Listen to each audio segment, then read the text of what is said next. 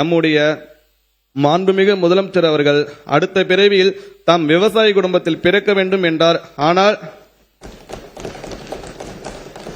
ஆனால் இப்போதே அவர் எல்லா விவசாய குடும்பங்களுக்கும் மகனாக தான் இருக்கிறார். அதனால்தான் பயிர் சாகுபடி தொடர்ந்து மேற்கொள்ள உழவர்களுக்கு வழங்கப்படும் இலவச மும்முனை மின்சார சேவையானது இவ்வரசால் எவ்வித தடையுமின்றி தொடர்ந்து வழங்கப்பட வேண்டும் என்று அறிவுறுத்தியுள்ளார்கள்.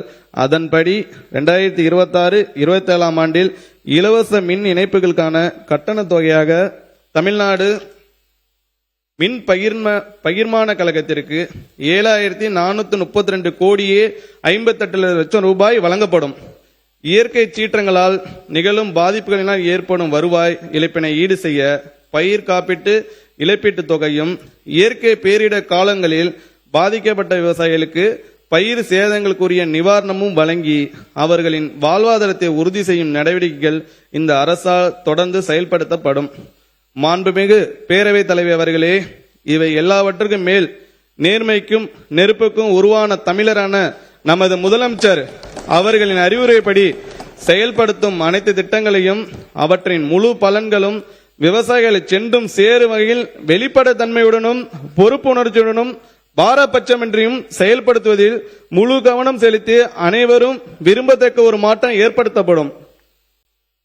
வேளாண்மை துறை முந்தி தரிசடித்து முச்சாரியாய் மறித்து நைந்திடவே சேறு கலக்கி நயமாக நாள் உழவு பிந்து உழுது கட்டி பேர்த்து மிதித்து அழுத்தி பந்தியாக வரப்பு படுத்தி கொத்தி திருத்தி திரை கொண்டு அங்கு தண்ணீர் தேங்க வடித்துவிட நிறையாய் மடைகள் நீக்கி பரம்பு அடித்து குறைவில்லாம குண்டினில் கொளிஞ்சி போட்டு மிதித்து விரைநெலின் கோட்டை எடுத்து வந்து விதைத்து நாற்று விட்ட செய்தியை செங்கோட்டு பல் சிறப்பாக விவரிக்கிறது. நாற்று விடுவதற்கே இத்தனை பணிகள்.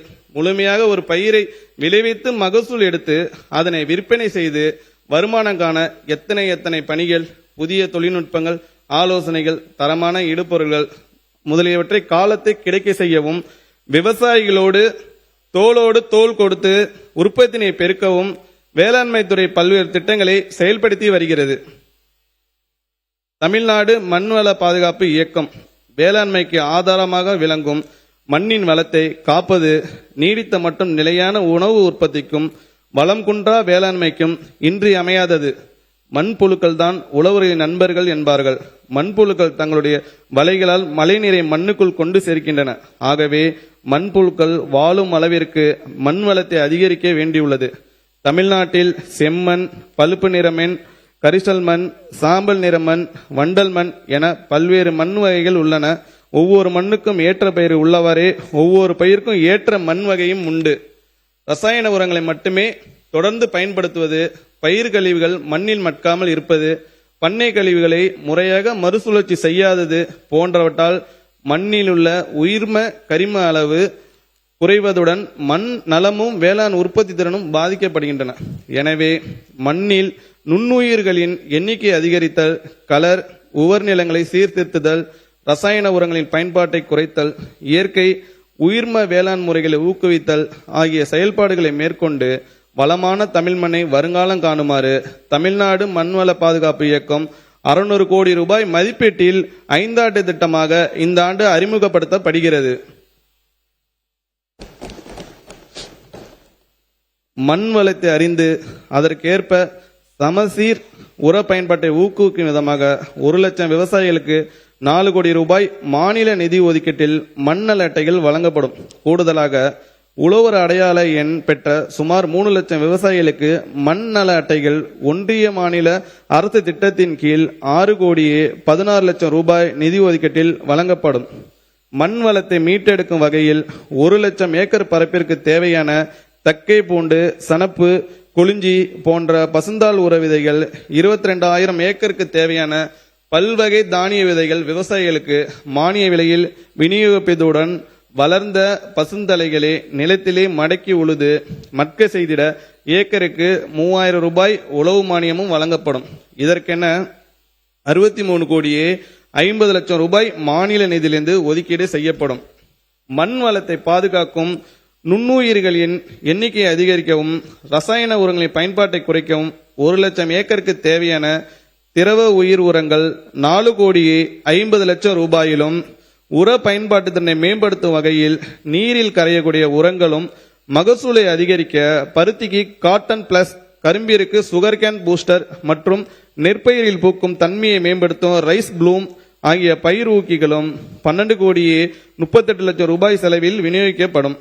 மாநிலம் முழுவதும் உயிர்ம வேளாண்மையை பரவலாக்கம் செய்யும் நோக்கில் 2026-27 ஆண்டில் மாநில அரசின் சிறப்பு திட்டமாக 20,000 ஏக்கரில் உயிர்ம வேளாண் முறைகளை பின்பற்றும் விவசாயிகளுக்கு ஏக்கருக்கு 4,000 ரூபாய் சிறப்பு ஊக்கத்தொகை வழங்க 8 கோடி ரூபாய் நிதி ஒதுக்கீடு செய்யப்படும்.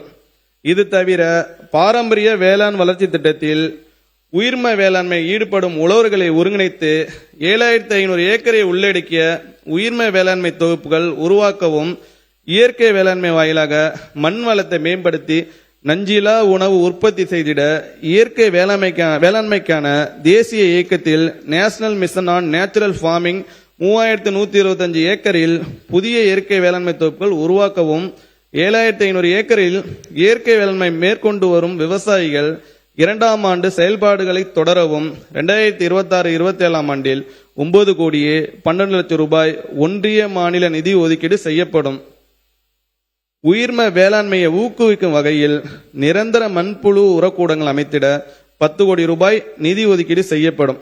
தேசிய உயிர்ம உற்பத்தி திட்டத்தில் புதிதாக பதிவு செய்யும் விவசாயிகளுக்கான பதிவு கட்டணமும், மாறுதல் காலத்தில் உள்ள விவசாயிகளுக்கான புதுப்பித்தல் கட்டணமும் செலுத்துவதிலிருந்து விலக்கு அளிக்கப்பட்டு உயிர்ம விவசாயிகளுக்கு உயிர்ம வாய்ப்பு சான்றிதழ் இலவசமாக வழங்கப்படும்.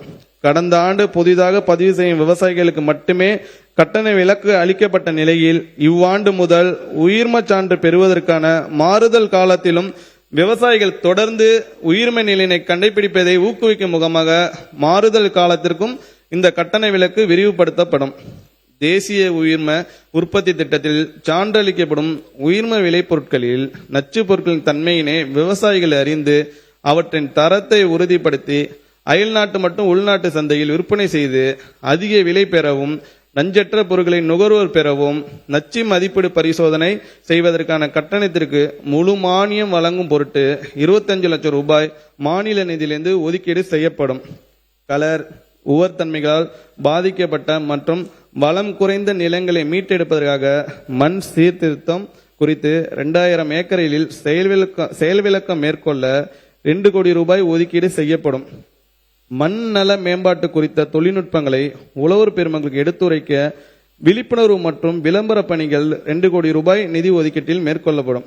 காலநிலை மாற்றத்தின் தாக்கத்தை எதிர்கொள்ள நேரடி நெல் விதைப்பு, நீர்மறைய நீர் கட்டும் பாசன முறை, மெல்ல கரையும் உரங்களின் பயன்பாட்டு முறைகளை பின்பற்றி பசுமை குடில் வாயு வெளியேற்றதை 50% தவிர்த்து கரிமத்தை அகற்றி மண்ணில் சேமிக்கும் விவசாயிகளுக்கு கார்பன் வர்த்தகம் வழியாக கூடுதல் வருமானம் பெறுவதை ஊக்குவிக்க 2000 ஏக்கரில் செயல் விளக்கங்கள் அமைத்து கண்காணிப்பு மற்றும் சீராய்வு நெறிமுறைகளை உருவாக்க மாநில நிதியிலிருந்து 60 லட்சம் ரூபாய் நிதி ஒதுக்கீடு செய்யப்படும். தமிழ்நாடு மண்வள பாதுகாப்பு இயக்கம் 2026-27 ஆண்டில் 122 கோடியே 51 லட்சம் ரூபாய் நிதியில் 10 கூறுகளுடன் செயல்படுத்தப்படும்.